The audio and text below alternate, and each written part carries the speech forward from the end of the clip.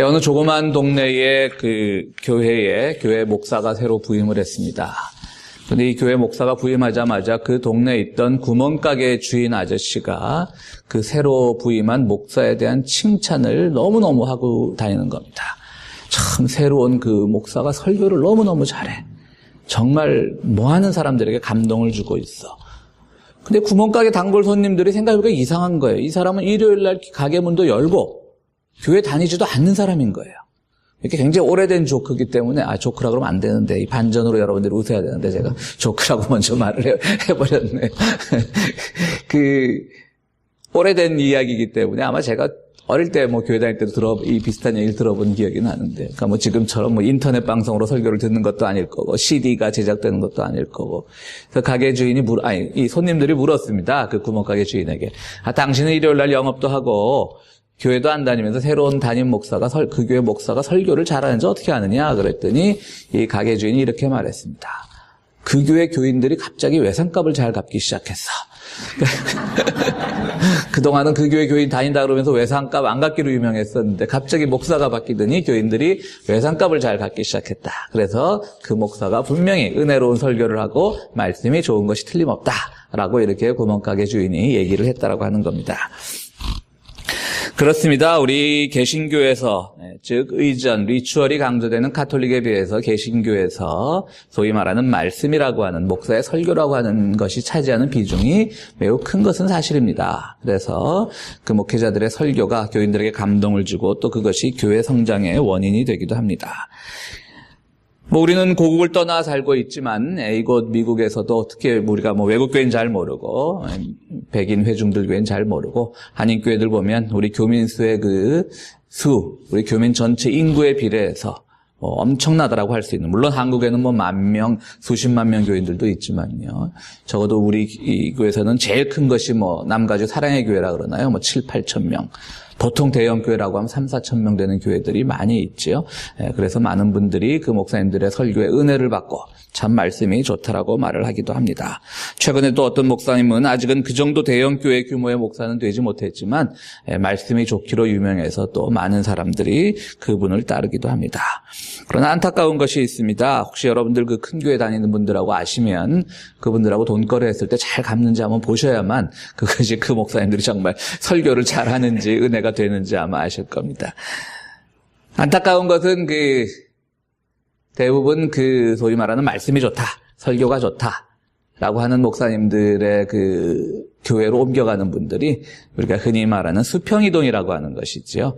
그러니까 새로운 사람들이 하나님의 말씀을 받아들이고 정말 내가 이제 예수 믿고 내 인생이 바뀌어야 되겠다, 이런 사람들도 없잖아 있겠지만 대부분 다른 교회에서 이쪽 교회로 옮겨가는 겁니다. 그리고 또 어느 시간이 되면 그 목회자의 설교가 좀 지루할 때쯤 되면 이 부분에선 다음에 무슨 말이 나올 것이다 라고 짐작이 가능해질 시간쯤 되면 또 다른 교회로 아무개 목사가 설교를 참 잘한대더라 라고 하고 옮겨가는 수평이동의 현상들은 참 좋은 현상이라고는 할 수가 없습니다.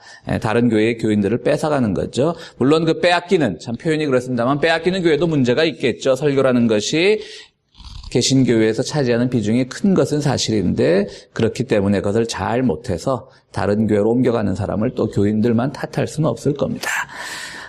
참 말씀이란 게 어렵습니다. 우리 교회에서도 몇 해 전에 신광은이라고 하는 한국에서 메가처치 비판이라고 하는 그 책을 써서 유명해진 분이 와서 강연을 했던 것 일부분은 기억을 하실 텐데요.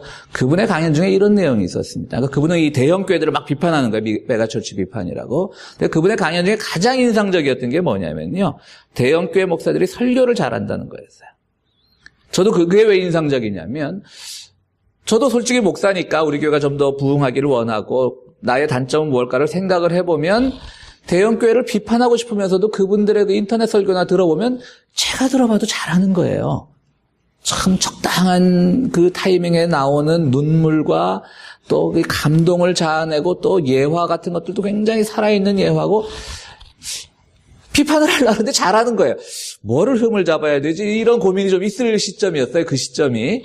그런데 그분이 메가처치 비판이라는 책을 쓰신 분이 하는 말이, 그분이 비판을 해야 되는데 설교를 잘한다 그러는 거예요. 그래서 그럼 저분은 뭘로 비판을 하는 거지? 개신교에서 말씀의 위상이 얼마나 중요한데 잘한다라고 인정을 해버리면 어떻게 그 다음 이야기를 끌고 나가려고 하지? 고민을 했더니 이분이 이런 말을 하는 겁니다.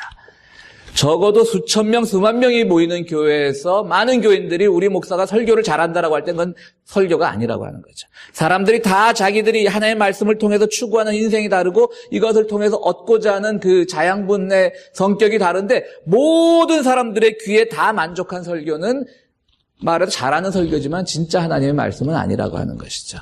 진짜 하나님의 말씀은 우리의 가슴을 찌르듯이 날카로운 비수처럼 우리에게 회개를 불러일으키게 해야 되고 우리에게 결단을 불러일으켜야 되는데 수만 명, 수천 명의 교인들이 앉아서 야, 우리 목사님 말씀 정말 좋다라고 하면 그거는 제대로 된 설교도 아니요 하나님 나라의 복음을 전하는 것도 아니라고 하는 것이 그분의 주장이었습니다. 저는 그때 깨달았습니다. 아, 그렇구나. 분명히 내가 들어도 잘하는 거예요. 어떻게 참 청산유수로 잘 넘어갈까? 그러니까 사람들이 모이지 하는 그런 자괴감이 막 빠져 있을 때쯤 그 신광은이라고 하는 분이 정확한 지적을 해줬던 거죠. 모든 사람들에게 듣기 좋은 설교는 설교가 아니라고 하는 겁니다. 그냥 잘하는 만담일 뿐이라고 하는 것이죠. 물론 이것이 목회자들이 설교의 준비를 등한히 해도 된다, 잘하는 설교는 의미가 없다, 이런 류의 오해가 불러일으키는 말이 돼서는 안 될 겁니다. 물론 설교자들은 최선을 다해 설교를 준비하고 기도하고 해야 되겠지만 과연 잘하는 설교란 게 뭘까? 좋은 말씀이란 게 뭘까? 고민을 해보게 되는 겁니다. 주님께서도 오늘 바로 이런 씨 뿌리는 사람의 비유, 우리에게도 너무나 유명한 씨 뿌리는 사람의 비유를 통해서 좋은 말씀인가가 무엇인가, 좋은 말씀이란 무엇인가를 대해서 우리들에게 설명을 합니다. 자, 농부가 씨를 뿌린다라고 하는 겁니다. 덜어는 길가에 떨어지고 덜어는 돌밭에 떨어지고 덜어는 가시덤불에 떨어지고 덜어는 옥토에 떨어지는데 그러나 실제로 그 씨가 30배, 60배, 100배의 열매를 거두고 결실을 거두는 것은 옥토에 떨어진 것이라고 하는 것이죠. 그런 비유를 들어 말씀하셨습니다. 오늘 우리들에게 이것이 매우 익숙한 비유이지만 주님께서 직접 말씀하셨을 때 제자들은 당황한 거죠. 이게 무슨 뜻입니까? 물어봅니다. 그러니까 주님께서 말씀하시는 것이죠. 그러면서 처음에 길가에 떨어진 이 씨앗은 뭐냐? 그것은 뿌려지기는 뿌려졌지만 금방 새들이 와서 쪼아먹고 이러기 때문에 열매를 맺힐 그 시간조차도 없다라고 하는 것이죠. 그리고 그 비유를 해설하시기는 주님께서 뭐라고 말씀하셨냐면 말씀을 받아들이긴 받아들였는데 마귀의 시험이나 악마가 와서 그것을 곧 채가 버린다라고 하는 거죠. 앗아가 버린다라고 하는 것이죠. 그러니까 예수님의 말씀은요, 하나님 나라의 복음은 어느 유명한 설교가가 설교를 잘하고 못하고 이 범주를 벗어나 있는 거잖아요. 하나님의 말씀인데, 진리의 말씀인데. 근데 이 진리의 말씀조차도 다 모든 사람들 마음에 뿌리 내릴 수 없다라고 하는 것이에요. 굉장히 중요한 진리인 겁니다. 청산유수로 정말 감동을 주는 그런 설교가의 그것과 비교될 수 있는 것이 아니라 하나님 나라의 진리임에도 불구하고 그것을 못 받아들이는 사람들이 있다는 거예요. 그 길가에 뿌려진 사람들은 악마가 가서 채간다는 것이죠. 저는 이거를 현대 오늘을 살아가는 우리들에게 어떤 비유로 다가올까를 한번 생각해 봤습니다. 특히 저희가 젊은 시절을 보낸 그 1980년대도 매우 암울한 시기 아닙니까? 군사 독재가 사람들도 많이 죽이고 고문하고. 그때 주변에서 참 교회를 떠나는 사람들을 많이 봤어요. 분명히 합당한 이유가 있습니다. 이 불의를 하나님께서 왜 봐내십니까? 라고 하는 데서 결국은 신앙을 잃게 되고 결국은 그들이 교회를 영영 떠나버리는 경우들을 너무나 많이 봤습니다. 우리 작년에 우리 교회 와서 설교를 했던 그 문익환 목사님의 아들이 문성근 씨도 교회를 다니지 않는다 그러죠. 너무나 그 아버님께서 했던 그런 통일운동이나 이런 것들에 대한 교회의 비판이 많으니까 그분도 아마 질려버렸을 거예요. 물론 그분이 마음속으로는 아직 기독교 신앙을 갖고 있는지 없는지는 잘 모르겠지만 그러나 교회 다니지 않습니다. 여러분 오늘 장로님도 설교해 주셨지만 이 세월호 같은 이런 엄청난 충격 앞에서 또 종교를 비판하고 기독교를 비판하고 교회를 떠나는 사람들이 있을 겁니다. 물론 그들의 마음을 우리가 이해 못하는 거 아닙니다. 분명히 합당한 이유가 있습니다. 이 불의를 보고 이 비극을 보고 이 현상을 보고 과연 하나님은 살아계신가라고 하는 의문이 드는 것은 당연하죠. 그러나 그것이 떠났다라고 해서 하나님의 말씀을 멀리했다라고 해서 거기서 해답이 나오는가? 그건 아닐 겁니다. 어쩌면 그분들에는 그 길가에 뿌려진 씨앗처럼 분명히 고민은 깊어 보였지만 그들의 그 고민과 갈등은 분명히 합당해 보였지만 그럼에도 불구하고 하나님의 말씀의 진리가 과연 이 상황에서 무엇을 말씀하시는가를 좀 더 생각해 보았다라면 우리가 갖는 믿음을 가지고 신앙을 가지고 하나님의 말씀을 가지고 우리에게 주어진 일을 더 감당할 수 있을 텐데 그렇게 지쳐 떨어진 것은 아닌가. 그런 분들이 길가에 떨어진 씨앗이 아닐까. 악마가 와서 채갔다 그러잖아요. 악마와 같은 사건들, 악마와 같은 권력자들, 이런 사람들이 채간 거나 마찬가지예요. 사실 보면 하나님의 말씀을 결국 악마한테 굴복을 해버린 거잖아요. 그런데 그 굴복했다는 걸 모르고 스스로 그 교회나 신앙을 떠난 것을 합리화시키는 것을 보면, 정당화시키는 것을 보면 때로는 안타까울 때도 많이 있는 겁니다. 두 번째, 돌밭에 떨어진 비유는 무엇이라고 설명을 합니까? 처음엔 잘 믿는 것 같지만 돌밭 사이에도 흙이 있을 테니까요. 잘 믿는 것 같지만 조금만 시련이 닥치면 열매를 맺지 못하게 된다고 하는 것이죠. 아마 이것은 좀 더 영적인 부분으로 우리가 해석을 해볼 수 있을 것 같습니다. 정말 수평이동이 아니라 아니면 오랫동안 교회를 다니다가 갑자기 어떤 말씀에 막 요즘 말로 막 꽂혀가지고 막 열심을 내는 분들이 있습니다. 교회 생활 초기에 막 열심을 내고 교회 그 열심히 막 봉사로도 나타나고 이런 분들이 있는데 막 또 초기에 열심을 낼 때는 막 모든 게 잘 돼요. 그분 되게 자녀들도 공부도 잘하고 막 비즈니스도 막 성장을 하고 막 열심히 하고 하나님이 축복을 하셨습니다. 막 열심을 내다가 어느 한순간 삐끗해버린 사건이 발생하면 그냥 무너져 내버리는 사람들을 또 주변에 많이 있죠. 아마 이런 사람들이 오늘의 주님의 비유를 현대사회에 설명을 하면 돌밭에 떨어진 씨앗 같은 사람일 겁니다. 저는 이번 설교를 준비하면서 다시 한번 참 하나님의 말씀이 신비하고 놀라운 게요. 늘 설교를 준비하고 읽고 하면서도 또 이 씨 뿌리는 비유도 참 유명한 비유이기 때문에 우리가 잘 알면서도 새로운 걸 하나 발견을 했습니다. 가시밭에 떨어진 그 씨앗인데요. 이 가시밭에 떨어진 것을 뭐라고 설명을 하냐면 주님께서 가시밭에 떨어진 것은 처음엔 좀 자라다가 금방 가시에 눌려서 더 이상 열매를 맺지 못하는 거죠. 주변에 가시들이 많으니까요. 그렇죠? 그런 걸 비유를 하는데 그걸 풀어서 말씀하실 때 뭐라 그러냐면 가시가 뭐냐면 바로 근심과 재물, 세상의 향락이라고 하는 것이죠. 제가 이 말씀을 다시 한번 깊게 은혜를 받은 것은 우리가 몸에 가시라고 하면 뭐죠? 사도 바울도 자기에게 천식이 있었어요, 병으로. 그러니까 막 선교행을 그렇게 열정적으로 할 때도 그렇게 기도해도 자기 천식의 병이 고쳐지질 않는 거예요. 그러니까 참 내 몸에 가시가 있다라고 말씀하지 않습니까? 참 내가 이 천식만 없으면, 그러니까 아마 설교할 때도 사도 바울은 많이 콜록거렸던 것 같아요. 설교하다가 콜록콜록거리고 그 옛날에 말이죠. 그러니까 이거 자기 몸에 가시라 그랬어요. 기도해도 고쳐지지 않으니까 그리고 이 가시가 나를 성장을 시켰다라고 하는 것이죠. 그러니까 흔히 말해서 우리가 가시라고 하면 아픔이나 고통, 근심 이런 것들을 우리가 은유적으로 가시라고 많이 표현을 하잖아요. 나를 따갑게 하는 거니까. 근데 오늘 주님의 말씀에서 가시밭에 떨어진 가시가 뭐냐면 물론 근심도 있지만요. 놀랐다고 하는 게 이거예요. 재물과 향락이었던 거예요.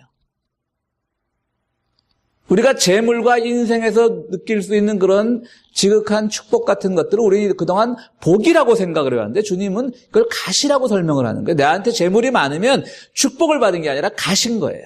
내가 세상 생활이 항상 재미있으면 이것이 축복이 아니라 가신 거예요. 가시가 이렇게 부정적인 의미가 아니라 우리가 갖고 있는 것들 중에 자랑할 수 있는 재물이나 기쁨, 향락 같은 것들을 주님께서 가시라고 보셨구나. 그 생각을 하면서 참 말씀은 읽을수록 또 준비할수록 새롭게 다가온다는 생각을 해봤습니다. 그렇습니다. 분명히 우리가 전통적인 의미의 은유적인 방법으로 가시가 분명히 있을 겁니다. 가족관계에서도 가시가 있을 수 있고 벗들과의 우정에서도 가시가 있을 수 있고 내 삶에 풀리지 않는 문제가 내 인생의 가시일 수 있고 모든 가시들이 있는데요. 뒤집어 보면 우리가 누리는 것들도 가시라고 하는 것이 당연한 것 같아요. 따지고 보면. 너무 누리다 보면 하나님의 말씀이 무엇인가에 대해서 우리가 고민을 적게 하게 되고요. 기도를 적게 하게 되고 그것이 가시가 아니고 무엇이겠습니까? 뭔가 믿음이 처음엔 잘하는 듯 하다가 잘 자라지 못하는 것이죠. 마지막에 이제 옥토에 뿌려진 건 30배, 60배, 100배. 그것은 우리가 마음밭이 좋아야 하나님의 말씀도 잘 받아들일 수 있다고 하는 겁니다. 바로 이런 겁니다. 왜 하나님께서는 그러면 농부의 비유를 들어서 씨를 뿌릴 때 길가에도 뿌리고 돌밭에도 뿌리고 가시밭에도 뿌렸을까? 그 모든 사람을 사실은 다 사랑한다는 말인 거예요. 길가에 같은 사람들, 가시밭 같은 마음을 가진 사람들, 돌밭 같은 마음을 가진 사람들 다 사랑해서 다 뿌리신다라고 하는 거예요. 그러니까 이거는 말씀은 분명히 항상 진리로 좋은 말씀이지만 그러나 결국은 그 말씀이 좋은 말씀이 되게 하는 것은 듣는 이에게 달려 있다라고 하는 것이죠. 오늘 대형교회 목사들, 소위 말해서 말씀을 잘한다는 목사들의 그분들이 뭐가 문제냐면 분명히 내가 들어봐도 야, 어떻게 저렇게 설교를 잘할까? 존경심을 자아내게 하는 설교지만 그 교회 안에서 벌어지는 온갖 전횡들과 그 자기가 속한 그 교회 직원들에 대한 그 아주 비열한 인사제도 아니면 여러 가지 추문들 이런 것들을 교인들이 모르느냐? 아는 거예요. 그게 더 문제인 거예요. 알고도 외면하는 거예요. 왜? 주일날 1시간 와서 그 1시간 동안만 즐거우면 되는 거예요. 그러니까 그 교회 안에서 온갖 부정과 부패와 재정적인 비리와 나는 헌금 내면 그만인 거예요. 그것이 어떻게 쓰이는데도 관심도 별로 없어요. 왜? 나는 일주일에 1시간, 가끔 주중 예배, 새벽 예배 와서 그것만 내 귀만 즐거우면 된다라고 생각을 하니까 애써 외면을 하는 것이죠. 그때 그 말씀은 좋은 말씀이 아닌 거예요. 그 말씀은 파멸로 이끄는 말씀인 거예요. 내 귀만 즐거운 말씀이에요. 그러고 나와서는 밖에 나와서 우리 목사님 설교가 좋다, 어쩌고 저쩌고 하고 다니는 겁니다. 결코 좋은 말씀이 아닌 거죠. 그들의 삶의 변화를 불러일으키지 않는데 어떻게 그것이 좋은 말씀이 되겠습니까? 주님께서는 막 사랑하셔서 모든 곳에 씨를 다 뿌리셨는데 근데 사람들은 듣지 못하고 향락이 가시인 줄 모르고 물질이 가시인지 모르고 그것을 메꿔주는 말씀을 좋다라고 받아들이고 있다면 그것은 대부분의 한국교회 교인들은 가시밭에 뿌려진 씨와 같은 사람들이라는 생각을 해봤습니다. 이 가시가 우리가 삶을 살게 되면서 겪게 되는 환난이나 고통이 아니라 물질이나 향락이라고 주님께서 비유하신 것을 보면서 오늘 한국교회의 모습이 그것이 아닐까 생각을 해봤습니다. 만약 예수님의 청중 중에 또 오늘 우리 청중 중에 농사를 짓는 농부가 있다면 오늘의 비유를 어떻게 받아들이겠습니까?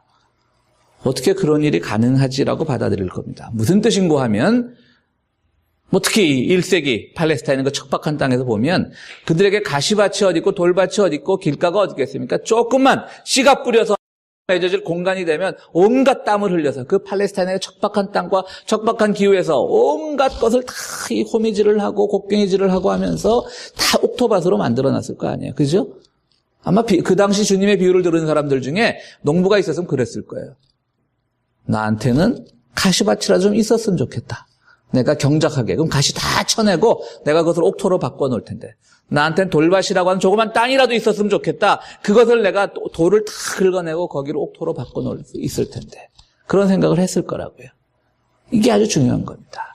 그러니까 결국은 좋은 말씀이라고 하는 것은 행해지는, 들려지는 그 말씀 자체에 있는 것이 아니라 바로 그것을 가져서 우리가 그것을 어떻게 열매를 맺을 수 있을까? 나의 마음밭을 갈고 옥토로 바꾸어 나가고 하는 그런 우리의 결단이 필요하다고 하는 겁니다.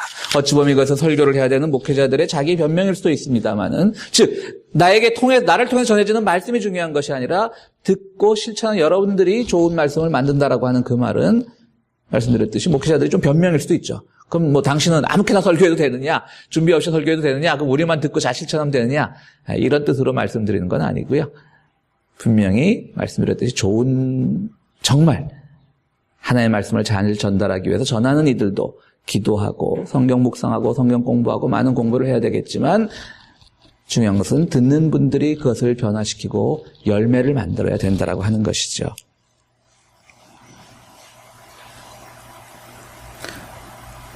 그 미국의 1940년대 유명한 그 사회윤리신학이라고 하는 분야를 만들어 놓은 그 라인홀트 니버라고 하는 유명한 신학자가 있습니다.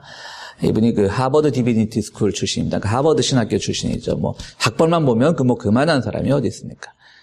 이분이 이제 항상 사회윤리신학, 그러니까 이제 이 복음을 사회적인 문제로 항상 풀어 나가는데 관심을 가진 분이기 때문에 이분이 처음에는 그 광산촌에 스스로 자원을 해서 광부들에게 설교를 했다고 합니다. 여러분, 하버드, 이 광부라고 하는 분들을 무시하는 건 아니지만, 하버드 디비니티 스쿨 출신의 뛰어난, 나중에 아주 유명해진 기독교 윤리학자가 된 그 니버가 광부들을 상대로 설교했을 때 정말 그 설교가 좋은 설교였을까요? 얼마나 어려웠겠습니까? 교인들이 제 하버드 근처도 못 가본 제 설교도 어렵다라고 하는데 하버드 출신의 설교가 얼마나 어려웠겠습니까? 온갖 철학적인 얘기는 다 나왔겠죠, 설교를 하면서. 그래서 이 광부들이 듣다 못해 그 교회 장로님, 당회원들한테 얘기를 했답니다. 도저히 우리 무슨 말인지 모르겠습니다. 일주일 동안 내내 우리가 땀 흘려 갱도 속에서 와서 주일날 와서 좀 우리를 위로하는 말씀을 듣고 싶은데 저 신참내 저 하버드 출신의 그 신학생 목사가 저렇게 어려운 말만 하고 있으니 우리 도저히 못 견디겠습니다 했을 때 그 교회 그 선임 장로님이 아주 명언을 했습니다. 야, 저 설교를 우리가 안 들어주면 누가 들어주겠나? 우리 참아주자. 그래서 그분은 거기서 한 3년 동안 하면서 그 광부들의 열악한 삶 여기서 하나님의 말씀의 진리가 뭔가를 생각을 하면서 결국은 강단 학교로 돌아갔고요. 거기서 아주 유명한 기독교 윤리학자가 됐던 겁니다. 오래전 40-50년 전에 활동하던 분이지만 아직도 니버의 책은 우리말로도 번역돼서 끊임없이 나오고 있을 정도로 유명한 사회윤리학자입니다. 누가 그를